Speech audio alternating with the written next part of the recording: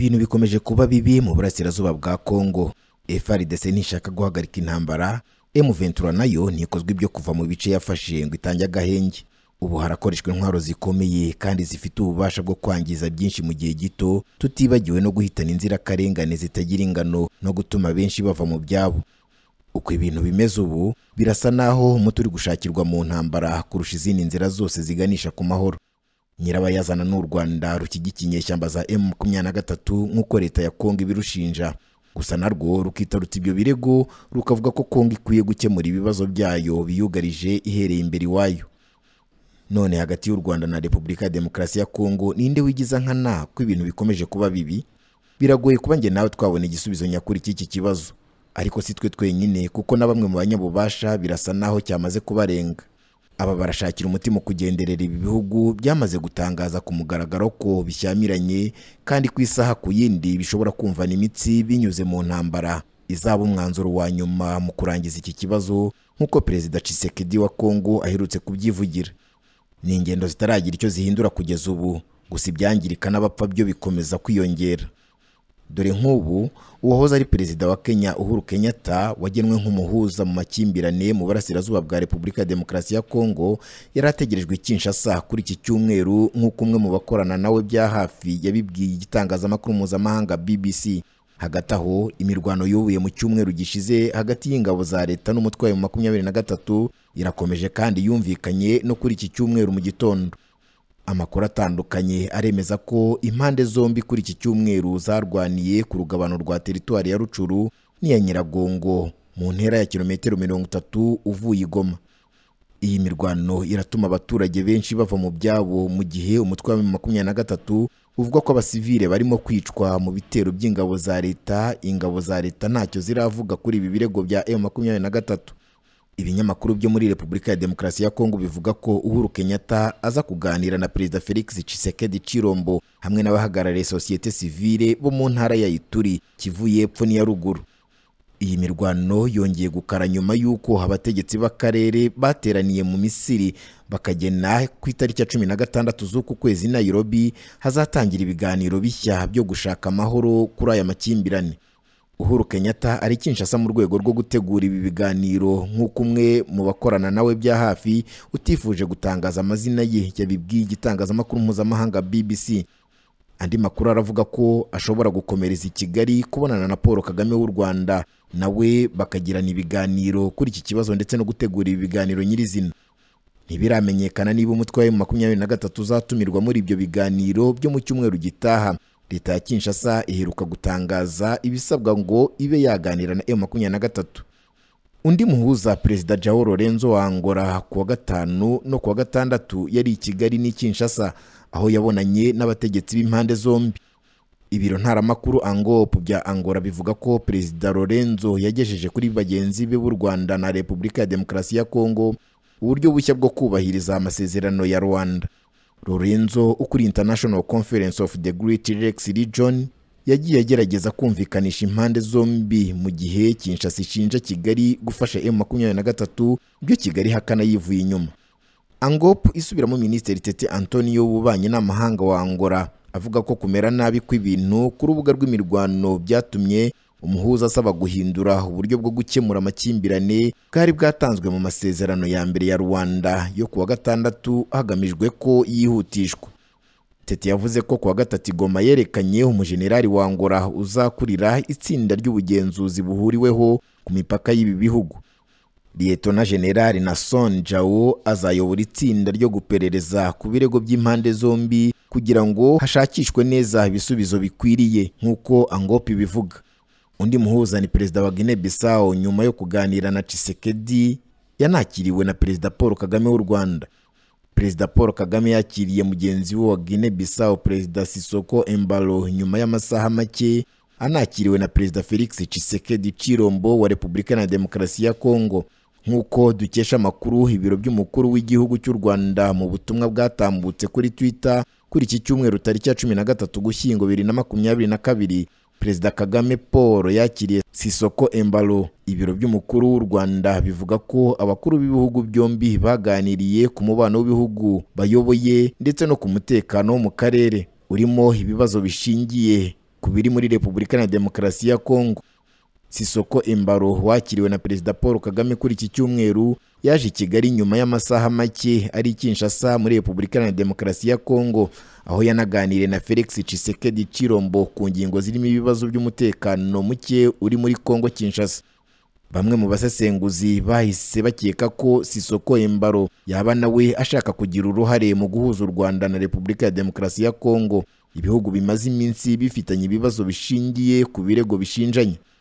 Sisoko Embalo ahuye n'umukuru w'u Rwanda n'uwa Kongo nyuma y'uko Perezida wa Angola João Manuel Goncalves Lorenzo nawe agiriye uruzinduko muri ibi bihugu byombi, akaba ari nawe muhuza mu biganiro biri hagati y'u Rwanda na Kongo. Ibi biganiro birakomeza kuba kandi bigasimburana kuba bigiramo uruhare bagenderera impande zishyamiranye umunsi ku wundi, nyamara imirwano yo ntishaka guhagarara kuko ubu tuvugana M23 yamaze gutangaza ko yageze mu birometero 20 uvuye mu mujyi wa Goma. Munyarugendo Canesius Karemera, umwe mu bavugizi ba M23, yemeje ko uyu mutwe ugeze ku birometero 20 uvuye mu mujyi wa Goma ndetse biteguye kuwutera bakawufata. Amakuru aravuga ko imirwano ikomeye iri kubera muri izi kilometero 20 uvuye Goma.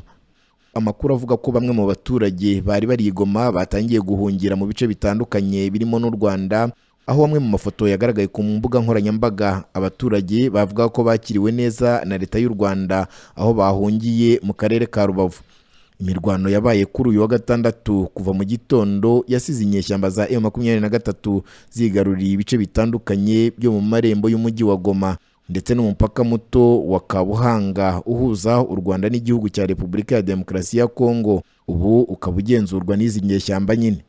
Si uyu mupaka gusa kuko na Kibumba ubu yamaze kwinjira mu duce izi nyeshyamba ziri kugenzura. M23 Intare za Sambwe ivuga ko ishaka gufata umujyi wa Goma, ikomeza ivuga ko agace ka Nyamahoro ziri kukagenzura mu gihe zigitegereje gukomeza urugendo. Izi nyeshyamba zakomeje gusaba leta ko yakwemera bakagirana ibiganiro yiranangira, nyamara uyu munsi umuvugizi wa guverinoma yashyize hanze ibyo bifuza kugira ngo bemere kuganira n'inyeshyamba, mu gihe bari barirenze bakarahira bavuga ko bataganira n'umutwe w'iterabwoba. Amakuru aravuga ko umutwe wa M23 wongeye gusenya ibirindiro bya FARDC biri mu bice bya Mabenga na Mai ya Moto, ahari ibifaru yakoreshaga irasa kuri uyu mutwe bituma usenya. Abasirikare ba Kongo bakizwa n'amaguru bituma M23 yongera kwigarurira ibindi bifaru byasizwe na FARDC mu gihe ibindi byatwikiwe mu mirwano.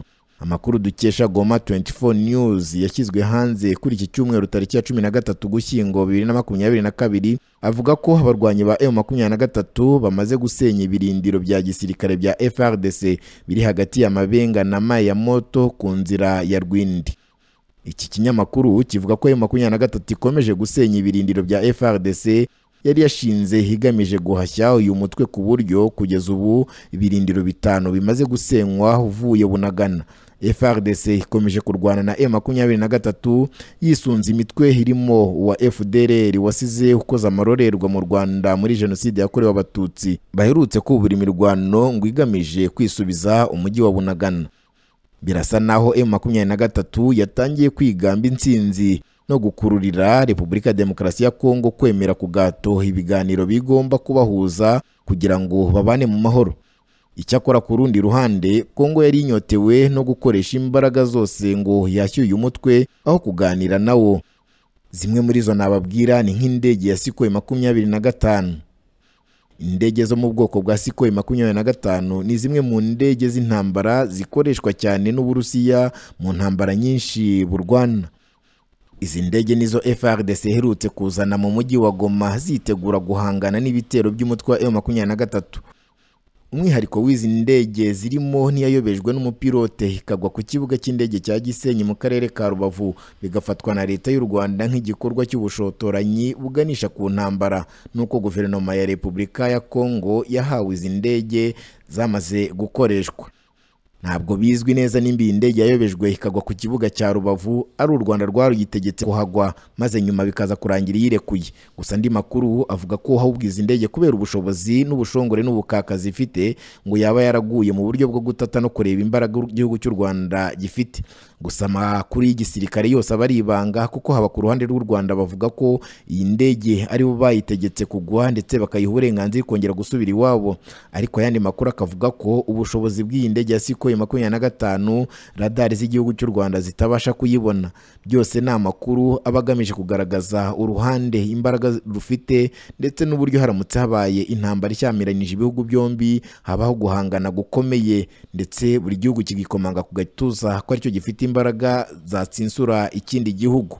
Byose ni intambara kandi yangiza byinshi, kimwe nuko mwebwe mudukurikiye nanjye uvuga aka kanya ntawe ubu yifuza kuko intambara itwara byinshi kanahitana benshi. Kuva kuri iki cyumweru izi ndege zirimo kwifashishwa mu kugenzura uduce twinshi twa teritwari ya Nyiragongo hagamijwe gukumira ibitero bya M23 ishobora kugaba kuri uyu mujyi nk'uko amakuru y'ikigo cy'ubutasi ANR abivuga. Indege yo mu bwoko bwa Sukhoi 25 Grash ya mbere yogoza ikirere tariki ya 22 Gashyantare 1975. Icyo gihe hari mu ntambara y'ubutita.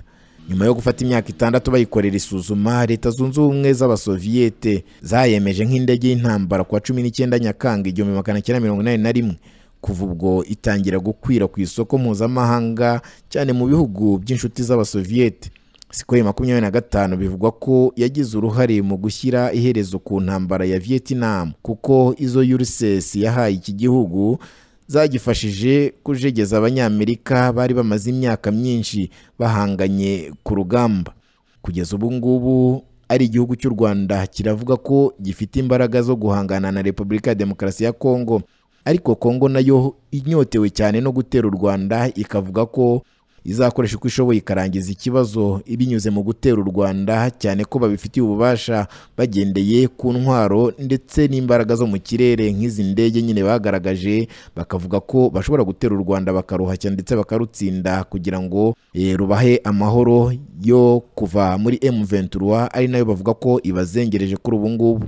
Byose biraganisha ku ntambara nk'uko natangiye mbivuga, ariko igihe ari cyo nuko ibiganiro bigamije amahoro nabyo bikomeje. Abaperezida bamwe barava muri Repubulika ya Kongo baza mu Rwanda, ariko icyo baganiraho kugeza ubu ngubu ntago kiratangazwa. Igisubizo gitegerejwe mu nama izaba mu cyumweru gitaha, mu ntangiriro z'icyumweru gitaha izabera i Nairobi, aho impande zose zizaba ziganira. Kugeza ubu ngubu nta makuru arajya hanze avuga ko M23 nayo izaba yitabiriye muri ibyo biganiro, cyane ko ari nayo muzi w'ikibazo. Gusa igihe ari cyo nuko M23 nayo itangaza ko izarwana kugera ku munota wa nyuma cyangwa se ku mwuka wayo wa nyuma, igamije gutsinda icyo ari cyo cyose cyayibuza guhabwa uburenganzira mu gihugu yita icyabo cy'Abakongomani cya Repubulika ya Demokarasi ya Kongo nyine. Reka ngushimire wowe waruduteze amatwi, gushishikariza gukora subscribe kuri TSG Online TV ndetse no kuguha ikaze mu bindi biganiro bikurikira.